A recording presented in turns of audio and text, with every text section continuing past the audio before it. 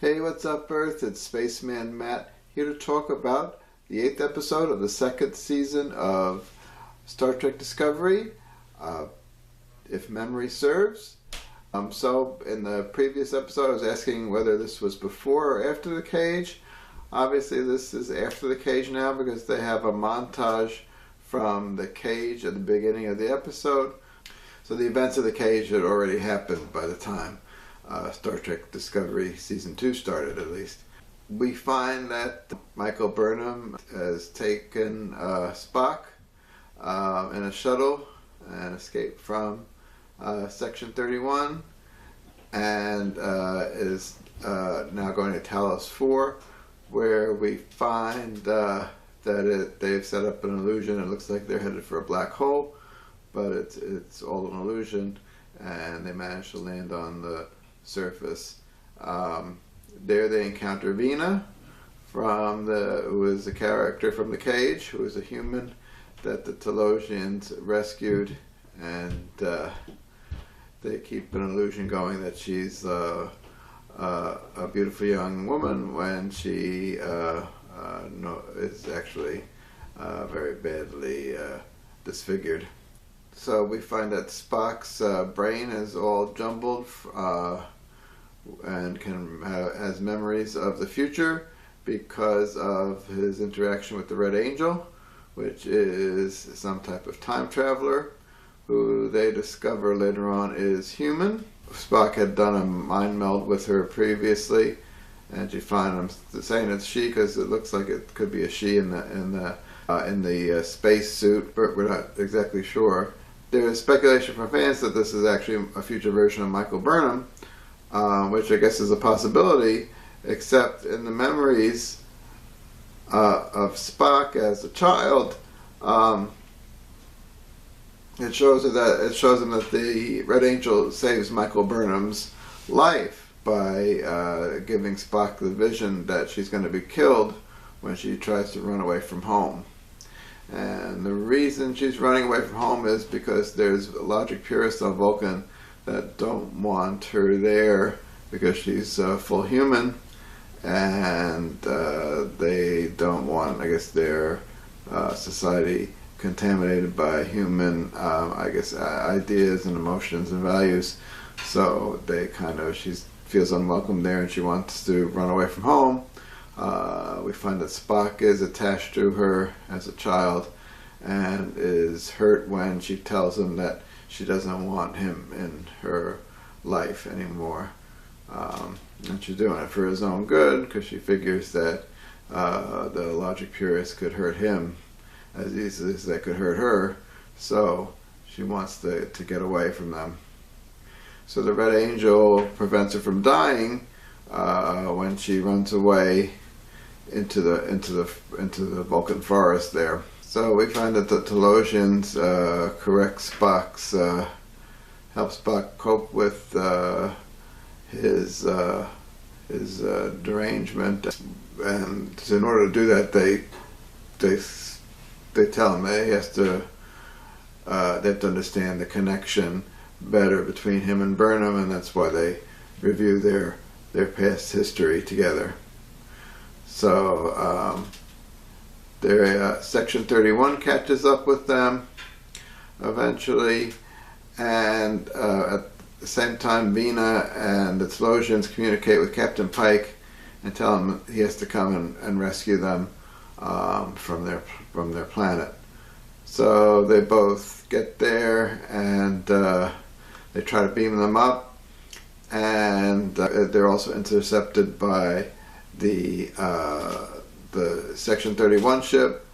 They both have a transporter lock on them, and the Talosians suggest that they let Section 31 take Michael Burnham and Spock and not battle over them, because they could die if they both try to transport them out at the same time. But it turns out that it's a trap in the end. The Talosians have set up an illusion, and they return them to the Discovery. They return Spock and Michael Burnham to the Discovery. So now the Discovery kind of becomes fugitives. I guess they got to find the remaining signals from the Red Angel. As I said, there's a speculation that the Red Angel is Michael Burnham, but that creates kind of a paradox because the Red Angel helps rescue Michael Burnham from being killed. I'm thinking it could be Tilly, but yeah, we'll have to wait and see. There's also a B story with Dr. Colbert, who's come back from the dead for the mycelial network dimension. He helped Steinmetz help bring him back, and now he's finding that Dr. Colbert doesn't feel like his real self. He seems to have a lot of post-traumatic stress disorder. He's very anxious around Ash Tyler, who killed him in the previous season. So they have a confrontation in the mess hall. Sarah lets this all go down, and they're trying to work out he's letting Dr. Colbert work out his anger and try to help settle this issue through confrontation. Captain Pike's not happy with it and tells Sarah that he'll let it slide this time, but he really can't have this kind of behavior on the ship. In the meantime, Colbert wants to break it off with Steinmetz because he's still not feeling himself. So that was unfortunate that Steinmetz went to trouble to retrieve him from the mycelial network, and the person that he retrieved wasn't the person that exactly the person that had left Steinmetz. So they really can't pick up from where they left off, unfortunately. Also at the end we see that Arium has gotten a signal, again those red signals, so could she be? There's also speculation that Ash Tyler had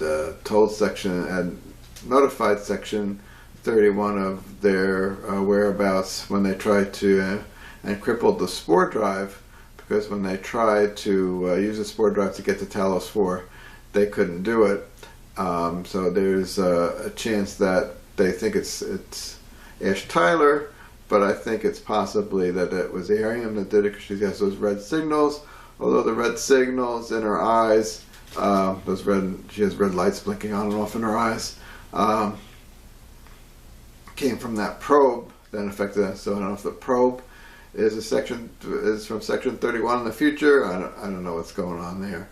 But in the teaser trailer for the next episode, we see that Arium is gone rogue, or gone Terminator, or gone Mega Man, because she does kind of resemble Mega Man a bit, I think. So she might maybe absorb some of the other crew's powers, and I'm just joking, never mind. Anyway, so it looks like and hopefully we'll get some character development about Arium, because we don't know what she actually is. So hopefully in this episode we'll find out, because we spent the whole last season, she just had a couple of lines and stayed in the background, and then now I guess hopefully she'll have a chance to be developed as a character. Overall, I think it keeps it interesting enough. There's just enough there to keep you going. I know a lot of people, I still hear a lot of negative things about the series, but overall it's okay. I'm enjoying it more than I enjoyed Enterprise. I just think it's unfortunate that it has to be relegated to the streaming service that you have to pay for, and it's not really attracting that many viewers for the service. But I think if it had been on regular television, I think it would have done a lot better. And I think they should move at least one series to regular television, and then maybe have some of the other series on the streaming service if they have to keep it at all, which I think is silly, because there's a lot on the market already, and I think the market's going to be too fragmented. Nobody can have all those services. It's just too expensive. All right, that's my 2 cents. Hope to see you next time. Thanks for watching. Please like and subscribe to my channel. Bye. I gotta do that. Oh, I gotta do the transport thing. Wait a minute. Subscribe to Spaceman Matt's Sci-Fi vlog today. The fate of the world depends on it, I guess.